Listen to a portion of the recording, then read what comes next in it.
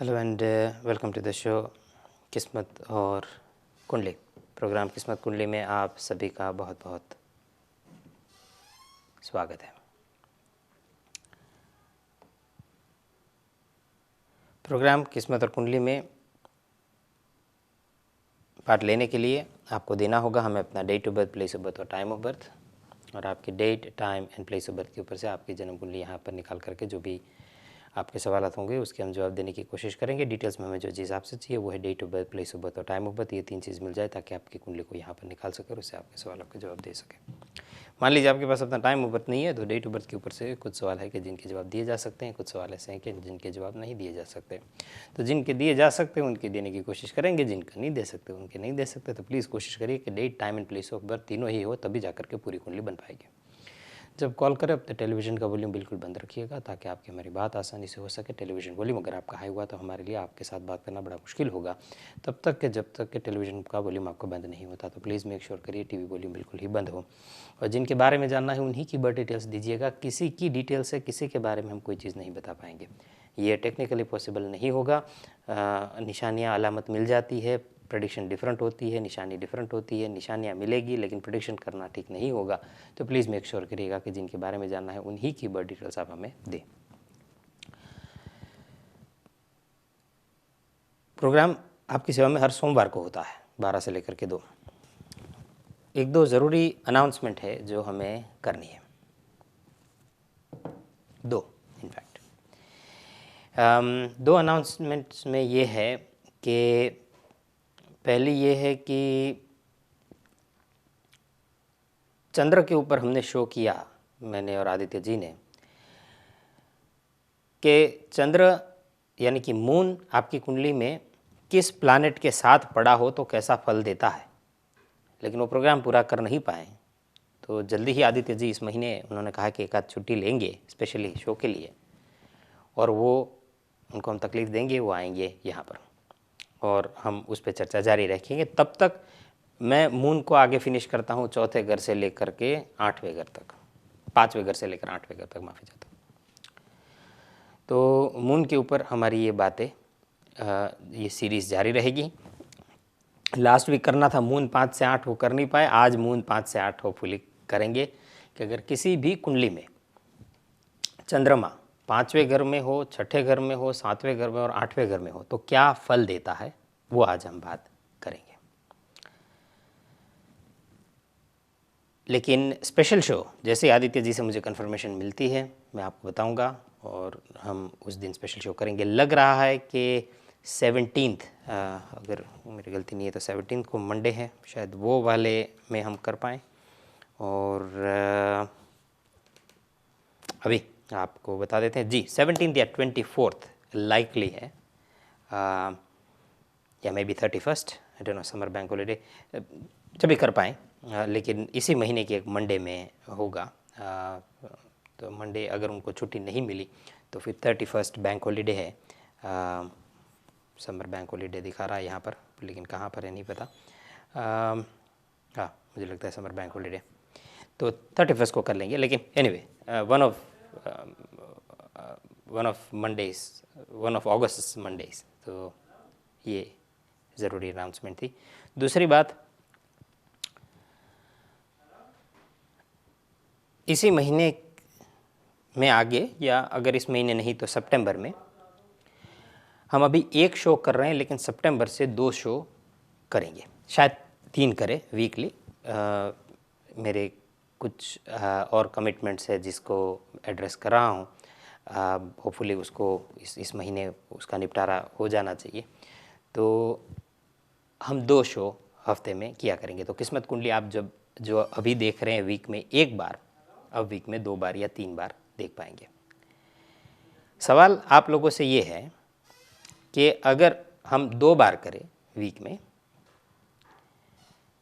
तो कौन से दिन आप चाहते हैं प्रोग्राम हो। मंडे तो है ही है, तो क्या आप चाहते हैं किस्मत कुंडली मंडे ट्यूसडे हो या मंडे फ्राइडे हो, ये आप हमें बता दीजिए टेक्स्ट मैसेज करके।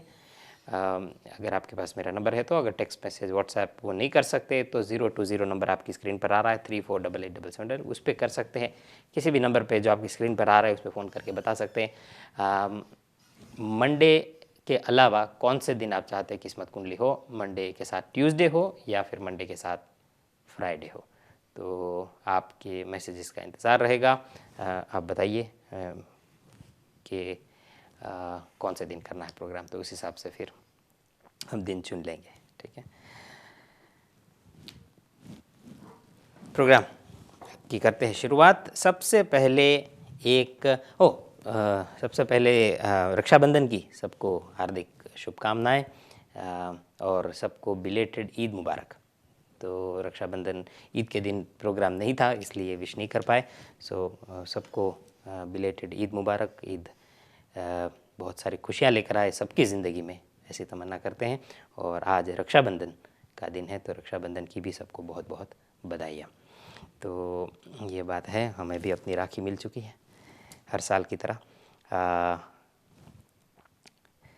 करते हैं प्रोग्राम की शुरुआत। सबसे पहले लास्ट वीक हमने एक वास्तु के ऊपर बात की थी, तो वास्तु शास्त्र के ऊपर हमने जो बात की उसमें हमने एक ये बोर्ड के ऊपर एक सिली मिस्टेक की। ओके, एकदम सिली मिस्टेक, यानी कोई और करता तो मैं उस पर बड़ा हंसता कि देखो ये क्या कर रहा है, इतना नहीं पता उसको, कोई और करता तो उस पर हंसता, मैंने खुद कर दी है। तो ह्यूमन नेचर है ना, शायद हम दूसरों की गलतियों पे हंसते हैं, फिर जब हमारी खुद की गलती होती है तो हम कहते हैं यार कुछ नहीं, बट दूसरों की गलती पे कैसे हंसते हैं। तो मैंने वो गलती की जो कोई और करता बड़ा उस पर हंसता, लेकिन देखिए मैं कर बैठा। टीवी स्क्रीन पे कुंडली देखिए, सॉरी ये डायग्राम देखिए, हमारी टीम आपको बताएगी। तो क्या मैंने गलती की, यानी ऐसी गलती की जो कॉमन सेंस के विरुद्ध है। ओके, ये ईस्ट है, ये वेस्ट है। ओके, यहाँ ई लिखा है, डब्ल्यू लिखा है, तो नॉर्थ इधर नहीं आना चाहिए, नॉर्थ इधर आना चाहिए। सो मैंने गलती वो की, जबकि और कोई, यानी जो हमने बात की उसमें कोई चेंज नहीं होगा, खाली ये सिली मिस्टेक यहाँ ये होगी कि नॉर्थ को साउथ और साउथ को नॉर्थ कर दिया हमने। ये हमने गलती की। सो ये होगा नॉर्थ और ये होगा साउथ, फिर ये होगा नॉर्थ ईस्ट, ये होगा साउथ वेस्ट, और ये नॉर्थ वेस्ट ये डायरेक्शन, और ये होगा साउथ ईस्ट। ठीक है, तो ये अब सही डायग्राम है। माफ़ी चाहता हूँ, लास्ट टाइम मैंने दिशाएं ही चेंज कर दी, ईस्ट का वेस्ट, अरे नॉर्थ का साउथ और साउथ का नॉर्थ कर दिया, तो ये एक बड़ी सिली मिस्टेक मेरी साइड से थी, इसलिए माफ़ी चाहता हूँ। बट जो बातें कही या प्रिंसिपल जो डिस्कस की उसमें कोई चेंज नहीं है, खाली ये है। यानी ये मिस्टेक एक छोटे बच्चे से भी एक्सपेक्ट नहीं की जा सकती। ऐसी मिस्टेक मैंने लाइव टीवी पे कर दी, बट इंसान, सो माफ़ी चाहते हैं। गीता जी ने पॉइंट आउट किया, फ़ौरन ही हमारे रेगुलर व्यूअर है, हमारे मम जैसी है, तो उन्होंने फ़ौरन पॉइंट आउट किया कि अच्छा, उन्होंने जब पॉइंट आउट, देखिए इंसान अपनी गलती भी तो नहीं मानता ना। देखिए उन्होंने मुझे मैसेज किया, इमरान ये डायरेक्शन में कोई गलती नहीं है क्या? मैंने कहा नहीं, मेरी ओर से सही है। मैंने कहा आपके टीवी पे शायद उल्टा नज़र आ रहा हो कैमरे की वजह से। कहते नहीं ऐसा नहीं है, चेक कर लेना। फिर मैंने हमारे जो टीम के होनहार मेंबर है आदिल साहब, उनको कहा भाई मुझे बोर्ड का फ़ोटो भेजो। फिर मैंने रियलाइज़ किया घर जाकर कि यार ये कैसी गलती होगी, तो गीता जी ने पॉइंट आउट किया फ़ौरन मुझे, तो थैंक यू गीता जी। और उसके बाद जो है एक और मैसेज मुझे लगता है अनुज जी का आया, शायद उन्होंने भी ये मिस्टेक पॉइंट आउट की। और कल क्योंकि प्रोग्राम था मंडे, तो रिकॉर्ड कई लोग रिकॉर्ड कर लेते हैं, रिकॉर्ड करके फिर आगे देखते हैं। तो नीना जी जो है, नीना जी ने रेगुलर, नीना जी, उनके हस्बैंड, उनकी बेटी, वो सब प्रोग्राम देखते हैं। तो नीना जी ने कल मैसेज किया मुझे कि लग रहा है कि नीना जी ने मैं सोच रहा था प्रोग्राम मंडे था, लेकिन फिर मुझे रियलाइज़ होगा कि रिकॉर्डेड प्रोग्राम देख रही होंगी, तो उन्होंने भी कहा कि ये गलती है। तो थैंक यू उन सब का जिन्होंने ये मिस्टेक पॉइंट आउट की, बहुत बहुत शुक्रिया। और ज़रूर किया करें, गलती कहीं पर ऐसी हो तो। और ये तो एकदम सिली मिस्टेक थी, बट एनीवे थैंक यू, बहुत बहुत शुक्रिया सबके मैसेजेस का। तो ईस्ट और वेस्ट अगर ऐसे हो तो अगर आप वेस्ट ईस्ट में आप ईस्ट फेस कर रहे हैं तो राइट साइड पे आपका साउथ आना चाहिए और लेफ़्ट साइड पे नॉर्थ होना चाहिए, ये याद रहे। सो हम बात कर रहे थे थोड़ी वास्तुशास्त्र की, मकानों की। इस सेगमेंट में थोड़ी उस पर थोड़ी बात कर लेते हैं, फिर अगले सेगमेंट से हम जाएंगे मून के ऊपर। सो बेसिकली ये डायग्राम फिर से बना लेते हैं।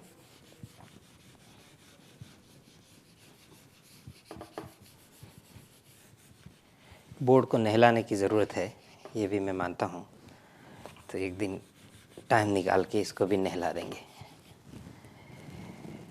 सो ये एक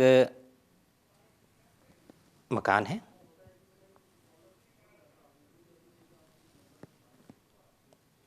बल्कि दो मकान हम देख लेते हैं।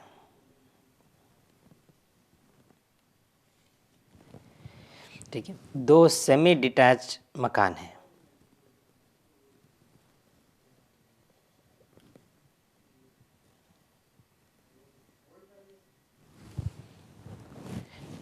तो सेमी डिटैच मकान में ये कह लीजिए कि यहाँ से एंट्रेंस है दोनों की, और इधर स्टेयर्स हैं ऊपर जाने के लिए दोनों मकान में, और नीचे ये लिविंग रूम है। यहाँ पर लेटेस्ट से डाइनिंग रूम है, और ये किचन है।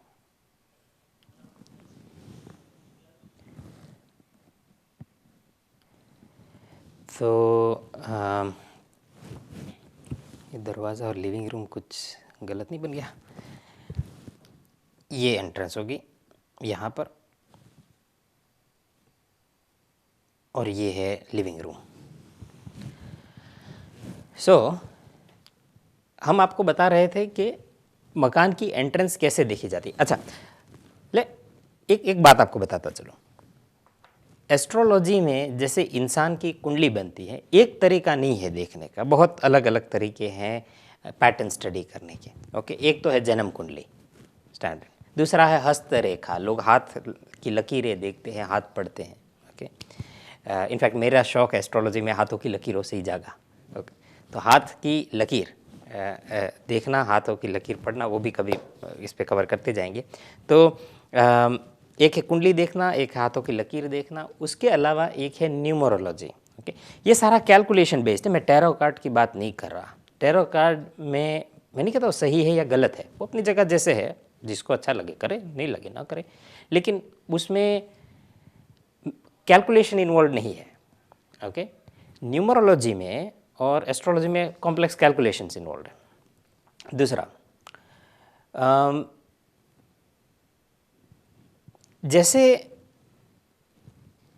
जन्म कुंडली बनती है इंसान की, इसी तरह घर की भी कुंडली बनती है। ये लाल किताब में एक यूनिक प्रिंसिपल है। ओके, घर की अपनी कुंडली बनती है। और इसके अलावा जो इसको कहते हैं वास्तुशास्त्र, ओके, चाइनीज़ लोगों के पास ये अपना है, वो कहते हैं फेंग शुई, आपने नाम सुना होगा। वो चाइनीज़ सिस्टम है देखने का कि मकान या कौन सी चीज़ किस डायरेक्शन में होनी चाहिए। इंडियन सिस्टम है वास्तुशास्त्र। इसमें बेसिकली एलिमेंट्स के बैलेंस की बात है। तो fire, earth, air and water, ये एक्चुअली पंच तत्व है, बट मैंने ये कुंडली में 4 है वैसे। Let us not go into that, but basically elements for now, but elements के बैलेंस की बात है सारी। ठीक है, तो एलिमेंट्स के बैलेंस की जो बात है वही प्रिंसिपल चाइनीज़ उसमें यूज़ होता है, वही इंडियन वास्तुशास्त्र में भी यही यूज़ होता है। अब एक तो है वास्तुशास्त्र के जनरल प्रिंसिपल्स। जनरल प्रिंसिपल्स क्या है? मकान ईस्ट फेसिंग हो तो बहुत अच्छा है, साउथ फेसिंग मकान अच्छा नहीं है, ये जनरल प्रिंसिपल्स। ठीक है, लेकिन क्या दुनिया में सभी लोगों के लिए साउथ फेसिंग मकान बुरे हैं? तो एक चौथाई मकान अप्रोक्सीमेटली बेकार हो जाएंगे। तो ऐसा नहीं है। ओके, जनरल प्रिंसिपल और होता है, पर्सनल कुंडली के साथ जब देखो तो और होता है। टीम ने क्या कहा, ब्रेक? अच्छा सॉरी, हम ब्रेक पे जा रहे हैं। ब्रेक से आते ही इस पे थोड़ी और चर्चा करेंगे। हम ब्रेक के बाद आपसे मुलाकात करते हैं।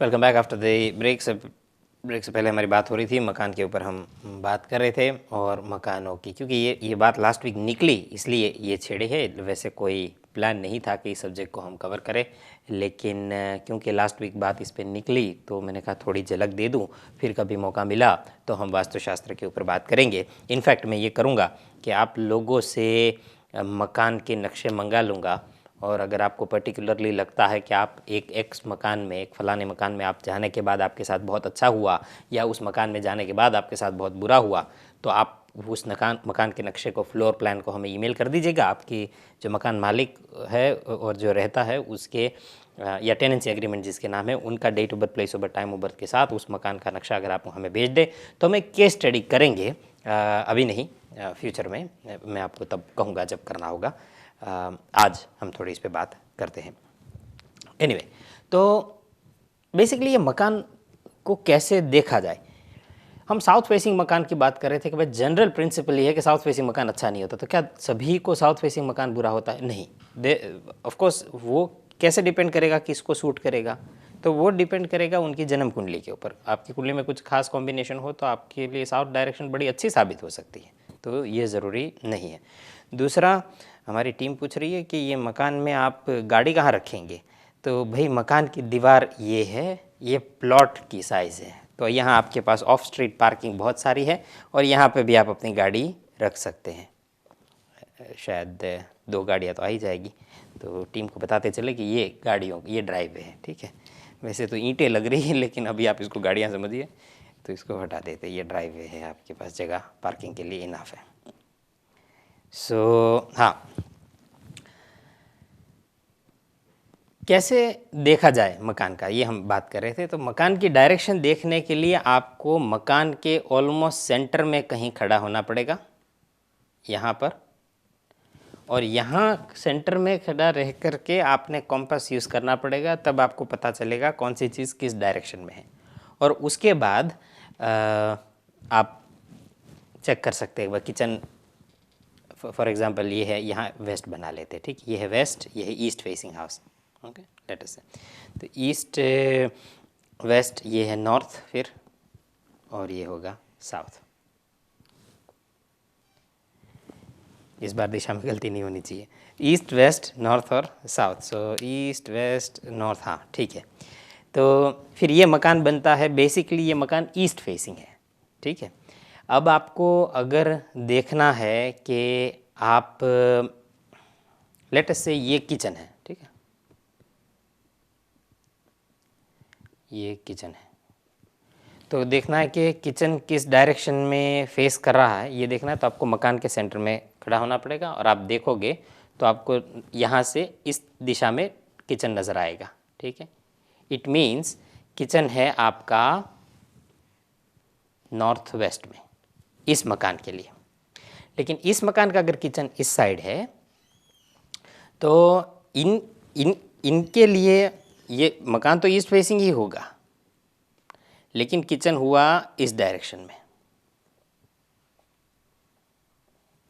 तो ये किचन हुआ साउथ वेस्ट। तो आप समझे, 2 सेमी डिटैच मकान है, 2 मकान एक साथ साथ है इस, और अगर दोनों का किचन इस तरह लगा हुआ है, मुझे नहीं पता कि from an architectural point of view ये सही ड्राइंग है कि नहीं है, लेकिन हम एग्जांपल की तरह ले रहे हैं। तो अगर इस तरह के दोनों के किचन बने हुए हैं तो इस मकान के लिए लेट अस सी ये मकान है नंबर 4 और ये मकान है नंबर 6, ओके। तो 4 नंबर वाले मकान का किचन है नॉर्थ वेस्ट दिशा में, और नंबर 6 वाले का किचन है साउथ वेस्ट दिशा में। तो अब देखिए 2 मकान साथ साथ ही है, उसके बाद भी उनके किचन की डायरेक्शंस डिफरेंट है।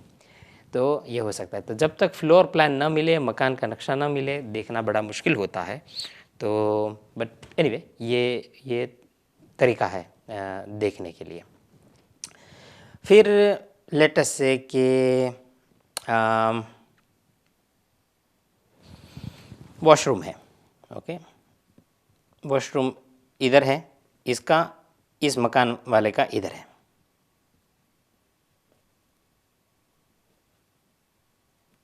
ओके।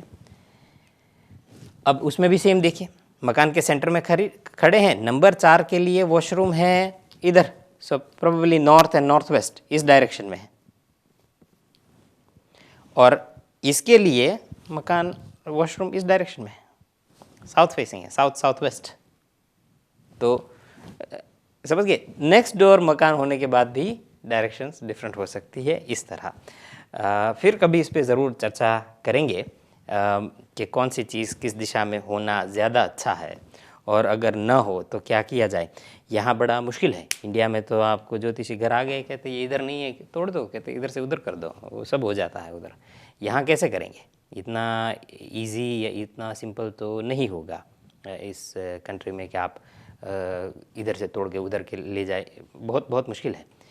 तो बट जनरली स्पीकिंग कि ये प्रिंसिपल्स कुछ हैं जो बेसिक है, उसके ऊपर हम ज़रूर बात करेंगे, और उसका क्या किया जा सकता है कि अगर गलत दिशा में हो तो क्या नहीं। तो मौका मिलेगा तब इस पर बात करेंगे। तो आई होप आपको वास्तु की ये झलक पसंद आई हो। ये एक ट्रेलर था वास्तुशास्त्र के ऊपर, ज़रूर इस पे भी सीरीज़ पूरी की जा सकती है, मतलब ये अपने आप में एक अलग ही फील्ड है। सबसे अच्छा होगा दोनों का इंटीग्रेशन, मतलब दोनों का या तीनों का। न्यूमरोलॉजी अपनी जगह है, कुंडली अपनी जगह है, मकानों की कुंडली, वास्तुशास्त्र अपनी जगह है, ये सब अलग अलग है। जब तीनों को मिलाओ ना तो बहुत इंटरेस्टिंग रिजल्ट्स आपको देखने मिलते हैं। फॉर एग्जांपल मकान की दिशा तो ठीक है, फिर मकान का नंबर, किसके लिए कौन सा नंबर अच्छा है, किसके लिए कौन सा नहीं, फिर आपका नंबर, आपके लिए कौन सा नंबर लकी है, वो आपकी डेट ऑफ बर्थ के ऊपर डिपेंड करेगा, फिर आपके नाम के ऊपर डिपेंड करेगा, नाम के स्पेलिंग के ऊपर। तो सब कुछ इंटीग्रेट करते हैं तो करेंगे तो एक कॉम्प्रिहेंसिव रीडिंग होगी, लेकिन इतना टाइम देना बड़ा मुश्किल है एक व्यक्ति या एक कुंडली के ऊपर। और ये इंटीग्रेशन बहुत ही डिफ़िकल्ट जॉब है, और इसमें टाइम, जैसे मैंने कहा, मेन डिफ़िकल्टी टाइम की होती है, इसमें बहुत ज़्यादा टाइम देना पड़ता है। आप कुंडली भी देखो, फिर उनका मकान भी देखो, फिर उनके नंबर भी देखो, बहुत कुछ एक साथ देखना हो तो बड़ा टाइम चाहिए होता है, इतना आसानी से नहीं होगा, नहीं होता। पर जनरल हम बात करें, लेकिन इंटीग्रेशन सबको कंबाइन करो तो एक बहुत अच्छी रीडिंग भी आती है, बहुत कॉम्प्रिहेंसिव रीडिंग, बहुत इन डेप्थ रीडिंग भी आती है। ऐसे ही है ना कि ये सारा खेल दुनिया में इंटीग्रेशन का ही तो है।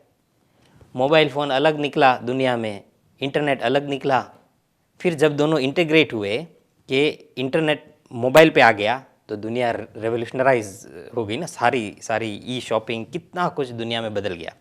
सो एक और एक 11, एक और एक दो नहीं, एक और एक 11 समझ लीजिए। फॉर एग्ज़ाम्पल हमारे पास 2 पाँव है, ओके, 2 पाँव से हम चलते हैं। मान लीजिए 2 पाँव पे जब आप चल रहे हैं तो आप लेटेस्ट से 5 माइल्स एन आवर की स्पीड पे आप चलते हैं, 1 घंटे में 5 मील। तो अगर आपको कोई कहे कि ये 2 पाँव नहीं 1 पाँव पे चलो, तो क्या आप 1 घंटे में आधा सफ़र तय कर लोगे? 2.5 माइल 1 पाँव पे नहीं होगा, ठीक है। आप अगर लेटेस्ट से आप भाग रहे हैं, और आप जॉग के लिए, रन के लिए निकले, और आप बड़ी तेज़ी से भाग रहे हैं, आप 10 माइल्स पर आवर भाग रहे हैं दोनों पाँव से अपने, तो मैं आपको कहूँगा एक काम करो, 1 पाँव पे भागो और 5 मील भाग जाओ 1 घंटे में। आप भाग पाओगे क्या? पॉसिबल नहीं है। एक पाँव होगा तो आपकी कैपेसिटी बहुत ज़्यादा रिड्यूस हो जाएगी। आप 1 घंटे में 1 माइल भी कर नहीं सकोगे। एक पाँव है तो 1 घंटे में 1 मील करना भी बड़ा मुश्किल है। एक पाँव से चल के कैसे चलोगे 1 मील? पॉसिबल नहीं है, सपोर्ट चाहिए होगा कुछ ना। लेकिन 2 हो गए तो आप 10 भी चल सकते हो, 10 भी दौड़ सकते हो बेसिकली। तो ये है इंटीग्रेशन। 2 चीज़ें साथ जब मिलती है तो बहुत कुछ हो सकता है। वो उसमें उसकी दोनों का पोटेंशियल बहुत ज़्यादा बढ़ जाता है बेसिकली। आपकी गाड़ी है, गाड़ी में 4 व्हील हैं, आप 3 कर दो तो आपकी स्पीड 25% नहीं ज़्यादा कम होगी। मान लो 2 व्हील कर दो तो, और मान लो 1 व्हील कर लो तो 4 मिल कर के काफ़ी एक दूसरे को हेल्प मिल जाती है बेसिकली। सो ये भी ऐसे ही है, ये सारा कुछ इंटीग्रेट करेंगे तो बहुत अच्छी तरह देखा जा सकता है। लेकिन इंटीग्रेशन में जैसे मैंने कहा टाइम चाहिए, टाइम की कोई लोग कीमत आपके टाइम की करते नहीं है। अगर आपके का टाइम की लोग कीमत नहीं करते तो फिर आपको टाइम देने की ज़रूरत नहीं है। लोग फिर आपसे उसमें भी बार्गेन करेंगे। सो बेटर है कि टाइम की कीमत ना करें, उनको टाइम ना दो। एनीवे, करते हैं प्रोग्राम की शुरुआत। हम करेंगे आज बात चंद्रमा की। मून आपकी कुंडली में अगर 5th हाउस में है तो क्या होगा, 6th में है तो क्या होगा, 7th में है तो क्या होगा, और 8th में है आपकी जन्म कुंडली में मून, तो आप क्या एक्सपेक्ट कर सकते हैं उससे, उस पे आज हमारी बात होगी। थोड़े आपके कॉल्स भी बाद में लेते जाएंगे, और मुझे लगता है कि ब्रेक का भी समय हो रहा है, तो ब्रेक से आते ही ये चर्चा हमारी जारी रखेंगे। तब तक कुंडली बना लेते हैं। हाँ, आपसे एक फेवर चाहिए। ओके, कुछ समय पहले भी मैंने आपको फेवर मांगा था, सेम फेवर मैं रिपीट करता जा रहा हूँ और रिपीट करता जाऊँगा, क्योंकि ये फेवर मुझे इस साल के एंड तक आपसे चाहिए। क्या फेवर मुझे आपसे चाहिए?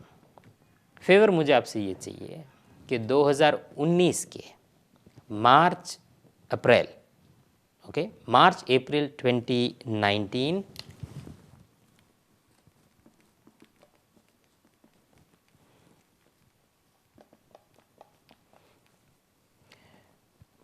से लेकर के जनवरी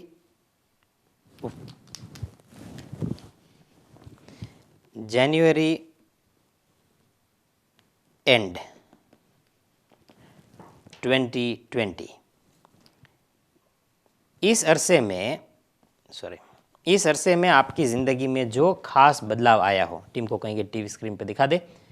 मार्च अप्रैल 2019 से लेकर के जनवरी, टीम को कहेंगे कुंडली दिखा दे, थैंक यू। मार्च अप्रैल 2019 से लेकर एंड ऑफ जनवरी 2020 तक आपकी ज़िंदगी में जो खास चेंजेस आया हो, कोई खास बदलाव आपकी ज़िंदगी में इस अरसे में आया हो, तो आपने हमें ईमेल करके बताना है। आपके date, time and place of birth के साथ आपने ईमेल करना है। कहाँ ईमेल करना है, ईमेल एड्रेस मैं आपको ब्रेक के बाद दे दूंगा, ठीक है। आप अपने बारे में, अपने फैमिली मेम्बर्स, अपने दोस्त, कलीग्स, अजीज़, सब जिसका चाहे, जिसके बारे में भी, जिसका भी आपको पता हो उसके बारे में आप हमें बता सकते हैं। बट लेटेस्ट से आप अपने अलावा किसी और के बारे में अगर बता रहे हैं तो उनकी प्रायर परमिशन लेकर के फिर ईमेल करिएगा, ऐसे मत करिएगा। What I would need is date, time and place of birth. Okay, जिसके बारे में भी आप ईमेल करें उसका date, time and place of birth मुझे चाहिए। और दूसरा, आपने बताना है कि क्या इवेंट हुआ है और किस अरसे में हुआ है। इसके बीच, between March April 2019 to January, end of January 2020, इस अरसे के बीच क्या खास चेंजेस आपकी ज़िंदगी में आए, कोई लाइफ चेंजिंग बदलाव, कोई मेजर इवेंट, कोई खास इवेंट अगर आपका हुआ हो इस अरसे के अंदर। मान लीजिए आप अपने होने वाले हस्बैंड से मिले, आप अपने होने वाली वाइफ से मिले, कोई खास बात, कोई इम्पोर्टेंट बात, कोई आपने जॉब का मेजर बदलाव किया, या कोई भी, जैसे मेरे साथ मैंने आपको बताया हुआ, मैं वीनस टीवी में कुछ साल पहले था। इसी अरसे के अंदर मैं कुछ सालों बाद सेम चैनल पे दोबारा आता हूँ, तो ये मेरे करियर का बदलाव हुआ। तो आपकी ज़िंदगी में ये बदलाव किस एरिया में हुआ इस अरसे के अंदर, वो आपने हमें बताना होगा। और उसके बाद जो दूसरा मैं आपसे रिक्वेस्ट करूँगा वो होगा फेब 2020 से लेकर के ऑलमोस्ट लेट अस से अक्टूबर नवंबर 2020 के बीच आपकी ज़िंदगी में क्या बदलाव आया, वो आपने बताना होगा। लेकिन इसको अभी भूल जाएंगे थोड़ी देर के लिए, हम खाली इसी को याद रखेंगे, ठीक है। चर्चा करेंगे इस पे। आप लोगों के कुछ मैसेजेस भी आए हैं, वो भी पढ़ेंगे, लेकिन ये मैसेजेस हम पढ़ेंगे ब्रेक के बाद।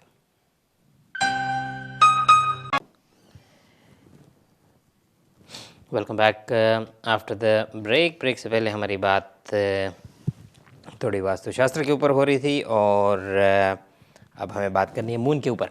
सो कुंडली आपकी स्क्रीन पर होगी। टीम को कहेंगे कुंडली अगर काट दे तो हमें पता चलेगा कि स्क्वायर को कैसे एडजस्ट करना है। हमने बोर्ड भी दरमियान ब्रेक के जो है वो बोर्ड को एकदम ही चकाचक कर दिया। तो बिल्कुल अब बोर्ड भी सही है। बोर्ड अब अच्छा दिख रहा होगा, नहीं ऐसा लग रहा है मेकअप वेकअप किया है बोर्ड के ऊपर।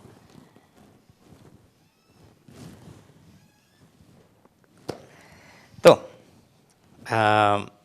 करते हैं चंद्रमा के ऊपर बात। हमने बात की मून कुंडली के इंडियन एस्ट्रोलॉजी में सबसे इम्पॉर्टेंट जो प्लैनेट है वो है मून, और मून क्यों इम्पॉर्टेंट है उसके ऊपर भी हमने बात कही, और मून के सिग्निफिकेंस, मून की इम्पोर्टेंस, मून क्या क्या क्या क्या इंडिकेट करता है, उन सारों के ऊपर हमारी बात ऑलरेडी हो चुकी है। तो आज हम थोड़ी और चर्चा करेंगे मून के प्लेसमेंट्स के ऊपर।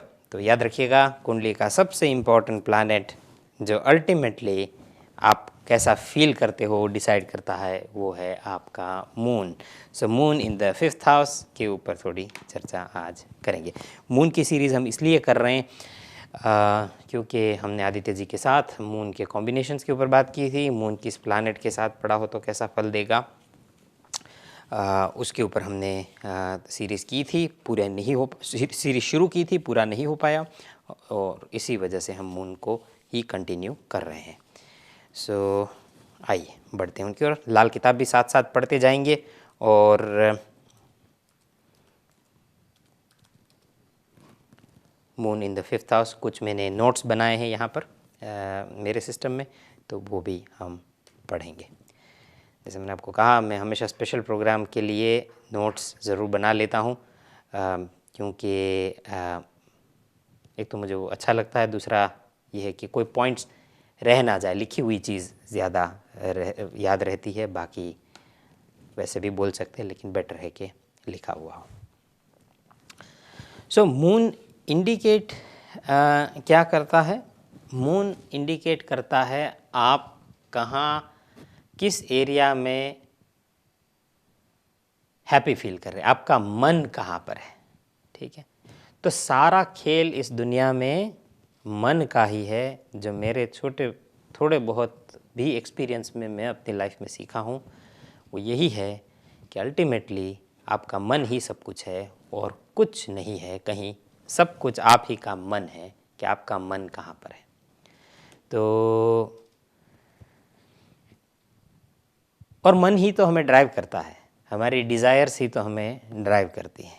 एक चीज़ की हम इच्छा रखते हैं ये मिल जाए, वो मिल जाता है, उसके बाद हमें कुछ और चाहिए होता है ज़िंदगी में, फिर वो मिलता है, फिर उसमें हम हैप्पी होते हैं थोड़ी देर, उसके बाद हमें फिर कुछ और चाहिए होता है, फिर वो हो सकता है ना मिले तो फिर हम किसी और चीज़।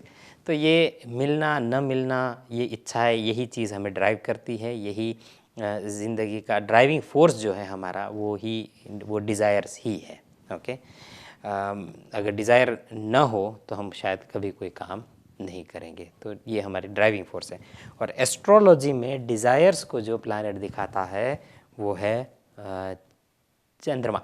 एक्चुअली चंद्रमा डिज़ायर्स नहीं कहेंगे, हम कहेंगे चंद्रमा हैप्पीनेस, कंटेंटमेंट। तो वही तो चीज़ है, जो वही तो एंकर है जो हम फेंकते हैं, फिर एंकर जहाँ पर पड़ता है वो डिज़ायर बन जाती है। तो सबसे इम्पॉर्टेंट प्लैनेट इसीलिए कुंडली में चंद्रमा है, ये याद रहे।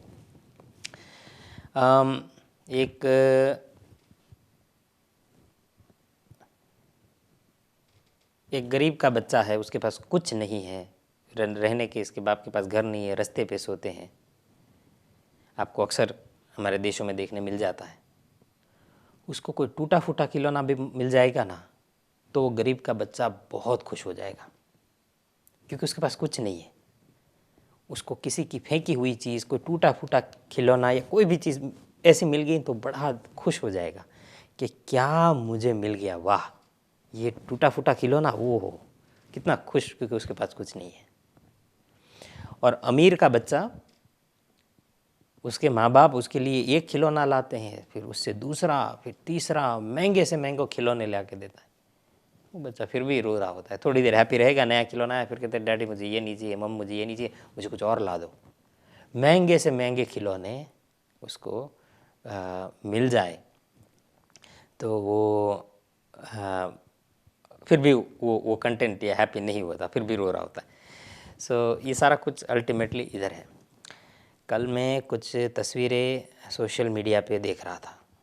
एक भाई साहब है, वो चैरिटी चलाते हैं, यूएस में है, इंडिया के हैं वैसे, यूएस में रहते हैं, शेफ़ है और बड़ा अच्छा काम करते, बहुत सराहनीय काम है उनका। तो मैं उनका सोशल मीडिया पेज फॉलो करता हूँ इंस्टाग्राम पे, तो मैं देखता रहता हूँ कि वो क्या करते हैं और बड़ा अच्छा काम कर रहे हैं चैरिटी का।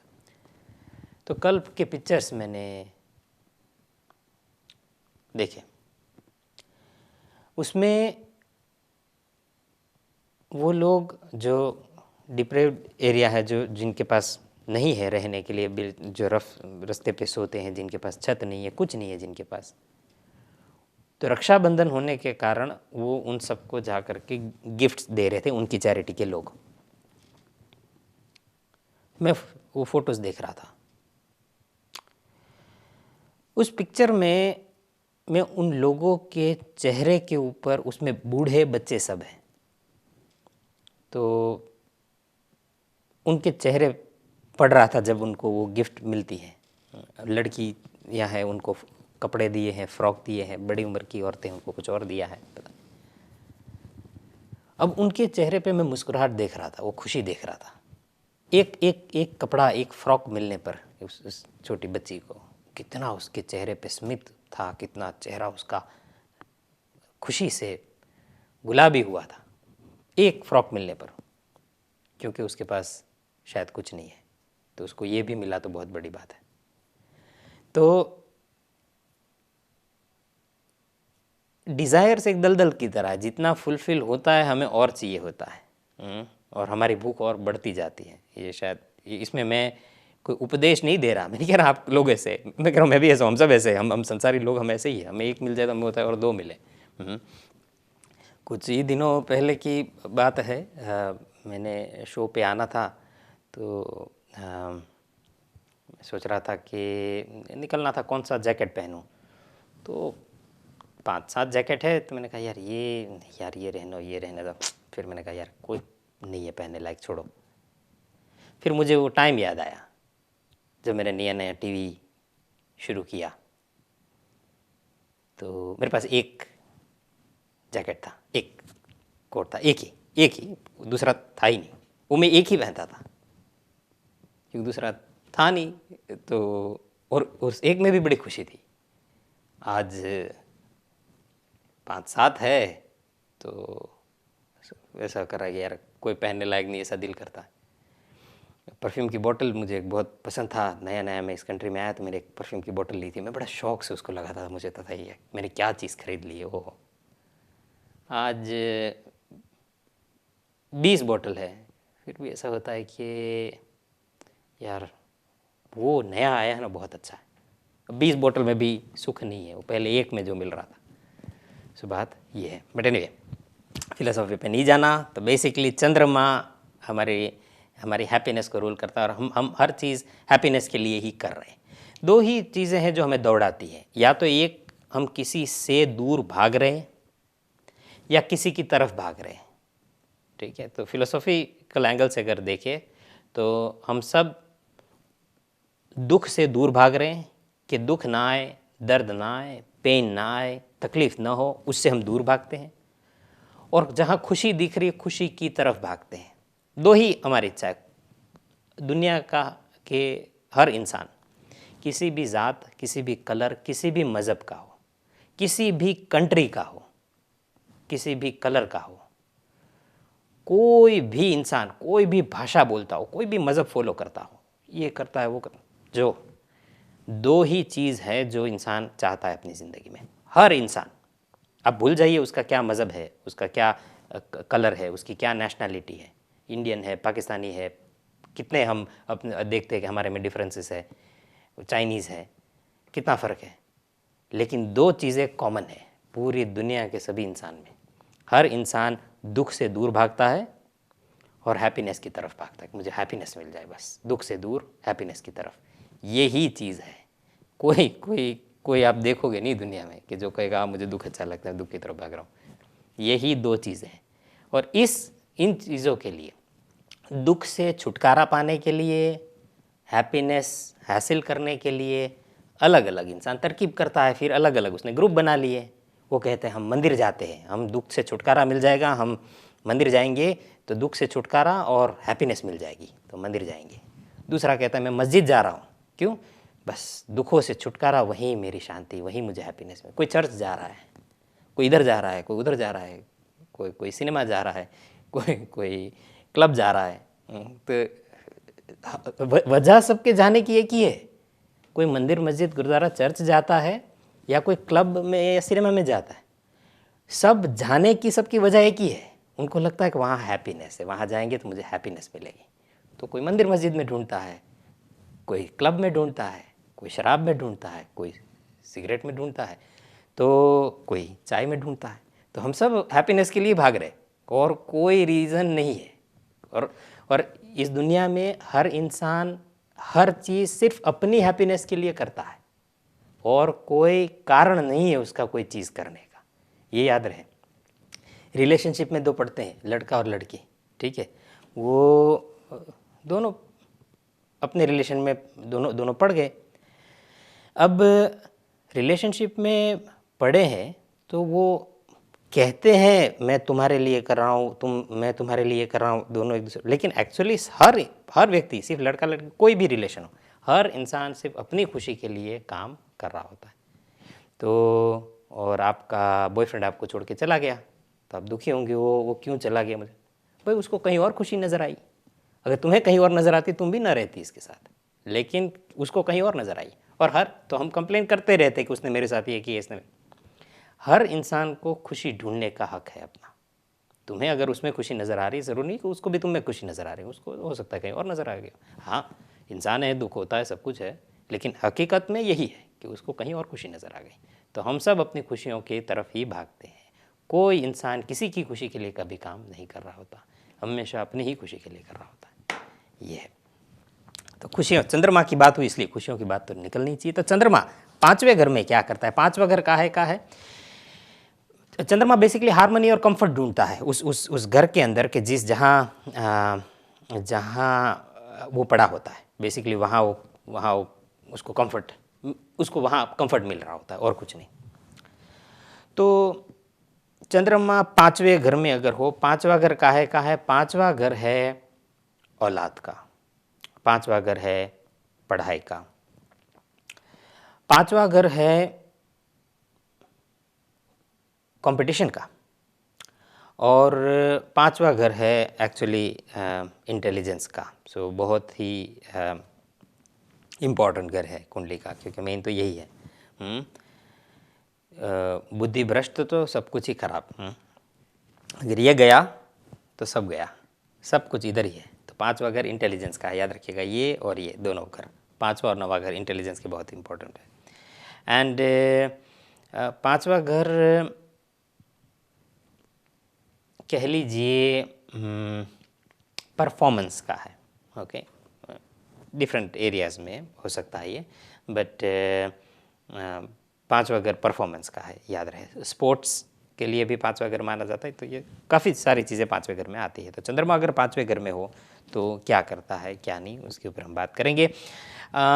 फ़िलहाल हम बढ़ रहे हैं ब्रेक की ओर, ब्रेक से आते ही और प्लस फिर लाल किताब का भी प्रिंसिपल पढ़ेंगे कि पांचवें घर के चंद्रमा के ऊपर लाल किताब क्या कहती है। एंड बाकी मेरे जो notes based on traditional astrology और थोड़ा एक्सपीरियंस इतना सा, तो उसके ऊपर उतने से एक्सपीरियंस में से इतनी सी बात जो है हमने लिखी है यहाँ पर, वो हम पढ़ेंगे और बताएंगे आपको कि 5वें घर का चंद्रमा क्या करता है क्या नहीं, और उसके बाद छठा, सातवां, सो ऑन सो फोर्थ, और लाल किताब भी साथ साथ पढ़ते जाएंगे। साथ ही आपको ईमेल एड्रेस देंगे, जिस ईमेल एड्रेस पे आपने हमें ईमेल करके बताना है कि आप के साथ मार्च 2019 से लेकर के जनवरी 2020 के बीच क्या खास बदलाव, क्या खास चेंज आपकी लाइफ में आया, कुछ कोई खास, कोई डिफरेंट चीज़, कोई चीज़ हटके हुई हो आपकी ज़िंदगी में, कोई इम्पोर्टेंट चीज़, तो आप हमारे साथ शेयर करेंगे अपनी बर्थ डिटेल्स के साथ। अपने बारे में, अपने आसपास के किसी भी व्यक्ति के बारे में ये डिटेल आप शेयर कर सकते हैं उनकी परमिशन के साथ। फिलहाल हम बढ़ रहे हैं बहुत छोटे से ब्रेक की और मिलते हैं ब्रेक के बाद।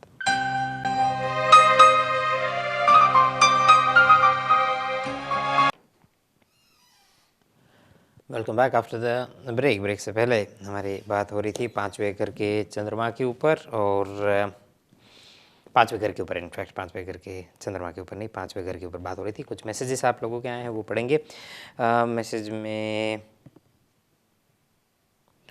रांझ भाई लिखते हैं, हाय पाजी, a bit off topic but what are your thoughts on having a share मुआ house garden which gets smaller at back.